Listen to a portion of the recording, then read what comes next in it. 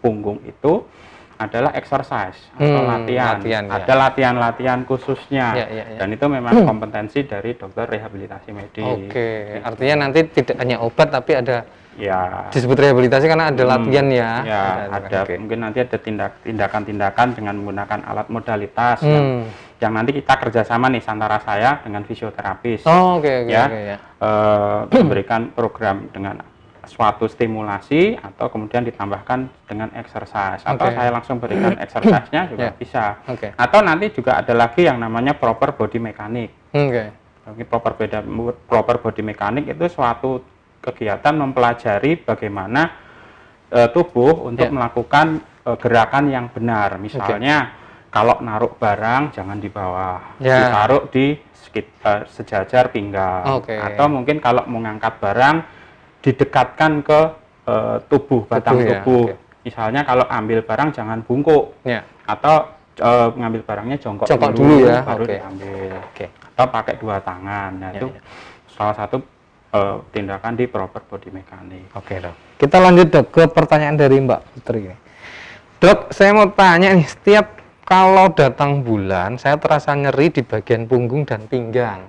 Nah, berbahaya tidak ya dok? Lalu untuk meredakannya bagaimana? Ini.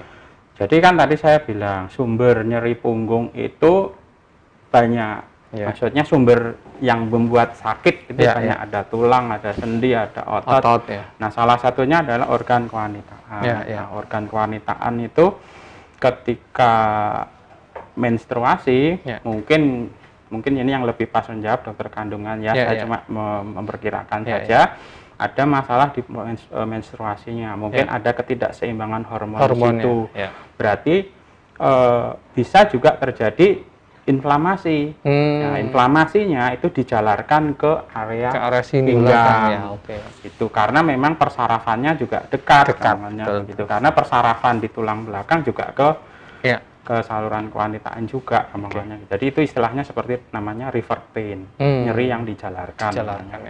Nanti lebih afdolnya sebaiknya kalau Mbak Putri merasa lebih tenang bisa konsultasi ke dokter ini ya. Monggo nanti kalau periksanya bisa ke dokter umum dulu atau mungkin ke saya atau dokter kandungan, dokter rehab medik atau mungkin dokter kandungan, karena ini spesifik untuk ada masalah menstruasi. Jadi dicari dulu masalah menstruasinya ada enggak. Kenapa? Ya betul. Kalau kalau memang yang bermasalah masalah menstruasinya, berarti memang kompetensi dari dokter kandungan. Betul. Kalau nanti memang tidak bermasalah di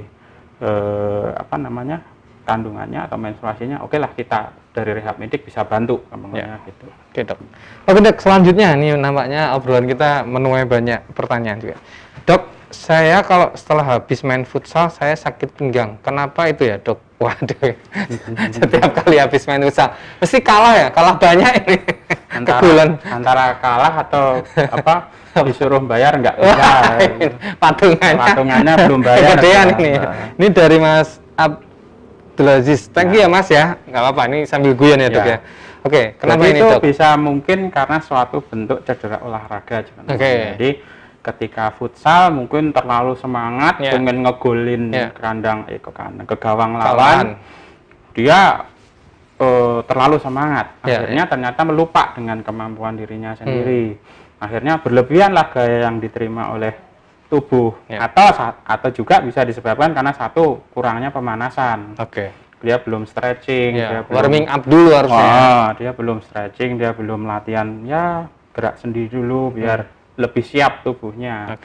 Jadi atau bisa juga mungkin karena hidrasinya juga kurang. Jadi beberapa kondisi akibat kekurangan elektrolit juga gejalanya mirip. Jadi seperti nyeri, kemeng, keju, lemes badannya itu juga bisa. Tapi itu tadi kalau untuk penanganannya satu, istirahat dulu. Kayak tadi ya, pokoknya istirahat dulu. Kemudian makan makanan yang baik, kemudian itu yang lebih sehat, terus cukup minum, terus ya sudah tidur. Kalau memang belum sembuh, ya monggo diperiksakan dulu biar kondisinya lebih pas. Betul. Ngomong soal minum, silakan Dok. Dehidrasi biar Tribun juga tahu sedikit nih wajahnya dokternya seperti apa sih. Saya nggak ganteng banget. Gitu. Masih ganteng Rizky Bilar. Wah ngikuti juga ini ternyata dokter ini.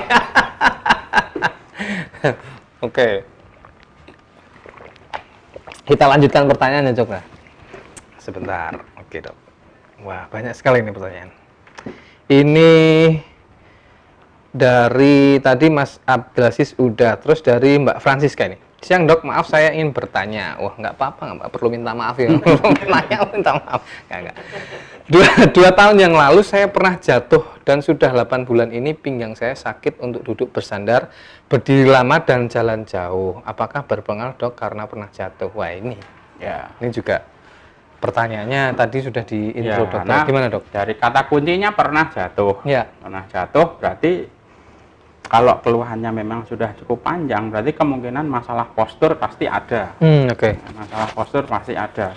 Nah, itu yang mungkin belum diperbaiki itu. Kadang mungkin datang berobat, minum obat, fisioterapi selesai, tidak pernah kontrol lagi ya. Kemudian kumat dan lain-lain. Itu memang perlu dievaluasi lebih lanjut. Maksudnya posturnya sudah benar nggak ini? Iya, karena ini 8 bulan loh, Dok. Ya, 8 bulan. Apalagi 8 bulan masih terasa. Ya, gitu. apalagi 8 bulan itu sudah kategorinya kronik, lebih dari 6 bulan, lebih dari 3 bulan.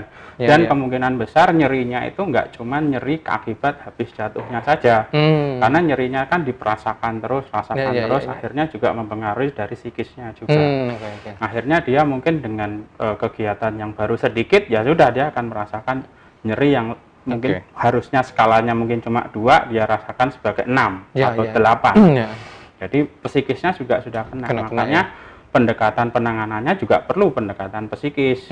Kira-kira ada nggak masalah-masalah yang mengganggu psikisnya? Mungkin misalnya tidurnya kurang, tidur malamnya tidak nyenyak, atau mungkin memang kerjaannya yang menuntut dia itu misalnya dikejar-kejar deadline, atau mungkin akhirnya dia memaksa untuk duduk lama, posturnya nggak dibenahi, kemudian mungkin makannya seadanya, misalnya cuma pesen apalah namanya GoFood yang sifatnya mungkin kalau dalam tanda kutip junk food. Akhirnya nutrisinya juga tidak terpenuhi, perbaikan selnya nggak terpenuhi, ya sudah pasti inflamasinya nggak hilang-hilang. Oke. Ini buat Mbak Francisca Noniva. Ini sepertinya seperti anjuran Dokter Andika tadi, karena sudah lebih dari 6 bulan itu udah masa kronik, sebaiknya segera ya, Dok ya. Iya, karena demi kebaikan ya. Karena pendekatannya enggak bisa cuma satu macam gitu. Walaupun juga mungkin untuk menghilangkan nyerinya, kalau misalnya setelah obat belum bisa mengurangi, olahraga, exercise belum mengurangi, atau mungkin dengan penata laksanaan intervensi yang lebih lebih intens ya. Jangan menggunakan istilahnya intervensi pain management namanya. Tapi itu dengan diagnosa yang lebih tepat dulu. Kalau diagnosanya nggak tepat, ya diagnosa tegak. Gini karena ada riwayat jatuh ya. Itu ya. Oke. Selanjutnya ada Mbak Sukma. Dokter, apakah ada hubungannya asam lambung naik dengan nyeri lambung? Sebentar ya. Hubungannya asam lambung naik dengan nyeri lambung. Nah, ini nyeri punggung mungkin. Ini nyeri punggung mungkin ya. Maksudnya nyeri punggung. Ini Dok. Tuh, Dok. Nyeri lambung ya. Mungkin maksudnya nyeri punggung. Jadi ya mungkin di luaran mungkin bilangnya sakit asam lambung gitu. Saya ngomongnya ini suatu gejala yang namanya dispepsia atau GERD. Gastroesophageal reflux disease. Kok hafal sih, Dok, istilah-istilah gitu? Wah, itu dokter spesialis ya.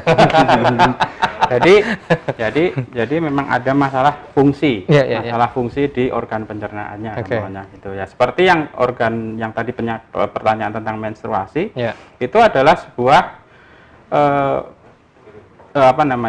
Jadi nyeri punggungnya itu bisa berhubungan, tapi berhubungannya itu tidak yang sifatnya langsung gitu. Jadi nyerinya seperti river pain, seperti yang gangguan menstruasi tadi. Jadi nyerinya memang lambung kan di sini nih, di area kiri sini. Jadi nyerinya itu juga bisa di revertkan atau dirasakan misalnya di sekitar ulu hati.